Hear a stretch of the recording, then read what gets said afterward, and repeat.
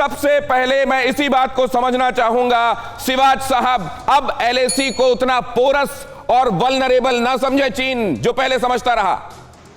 बिल्कुल ठीक बोला दिनेश। देखो, सबसे इंपॉर्टेंट चीज है 5 मई के बाद अगर कोई प्रोएक्टिव एक्शन जो काबिल तारीफ है वो है 29-30 अगस्त को जो भारत की फौज ने किया। जिस प्रकार से हेलमेट टॉप और ब्लैक टॉप को प्रीएम्प्ट करके भारत की जो स्पेशल फ्रंटियर फोर्स जिसको बोलते हैं विकास यूनिट, जो कि तिब्बतन रिफ्यूजियों से बनाई हुई है, उसने ऑक्यूपाई कर लिया। इससे पहले कि चीनी वहां पर आ पाए तो हमने ये दोनों के दोनों पहाड़ी इलाके एक तरफ से कब्जा कर लिया, जिसकी हाइट 16 से 17 हजार फीट है। अगर आपको समझना पड़ेगा, अगर ये दोनों ब्लैक टॉप और अगर हेलमेट टॉप चीन के पास पड़ जाते तो उसकी एक स्ट्रेटेजिक बहुत अहमियत होती, क्योंकि अगर ये है सदन जो पैंगोंग में अगर ये इलाका चीन के पास होता है तो पूरा का पूरा जो त्रिशूल वैली है उसको वो डोमिनेट कर सकता है। यहां पर पहले से लगाए हुए जो इंस्टॉल्ड कैमरे थे हमने वो भी उखाड़ फेंके हैं। इस बारे में भी आगे मैं आपको खबर दूंगा।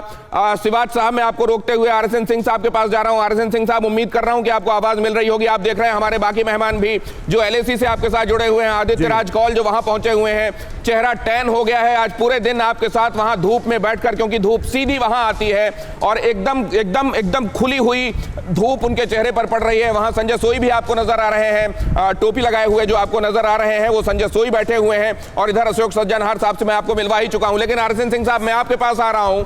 ये जो चर्चा हम कर रहे हैं कि हमने इसमें प्रोएक्टिवली उनको रोका, प्रीएम्प्ट किया वो क्या करना चाह रहे थे और हमने उनको वक्त रहते रोका, ये चीन के लिए बहुत बहुत बड़ा सेटबैक देखा जा रहा है। नहीं, सबसे बड़ी बात यह है कि अभी तक जो ये कहा जा रहा था कि एलएसी के बारे में हमारा कुछ परसेप्शन है और उनका कुछ परसेप्शन है, तो पहले तो उन्हीं का परसेप्शन प्रिवेल करता था। अब हमने बता दिया भाई हमारा भी परसेप्शन है। दूसरी बात आपने कही कि हमने ये जो 3,500 किलोमीटर, ये 3,440 किलोमीटर जो एलएसी का है, देखिए मैं हमेशा ये कहता हूँ कि अगर आप डिफेंसिव माइंडसेट से देखें तो वो एक आपके लिए बहुत बड़ा एक अभिशाप है, और अगर आप ऑफेंसिव उससे देखें तो इतनी लंबी एलएसी बहुत बड़ी वरदान है।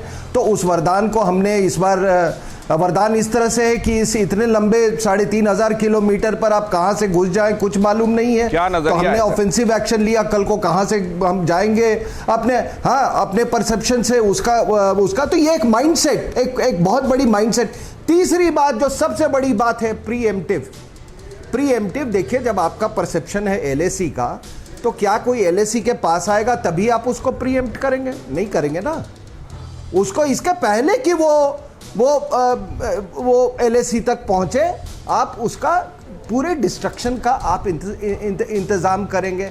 तो बिल्कुल सही कहा आपने। ये 3 मेजर डिपार्चर मैं देख रहा हूं, और ये अपने हम लोगों के अप्रोच में और माइंडसेट में।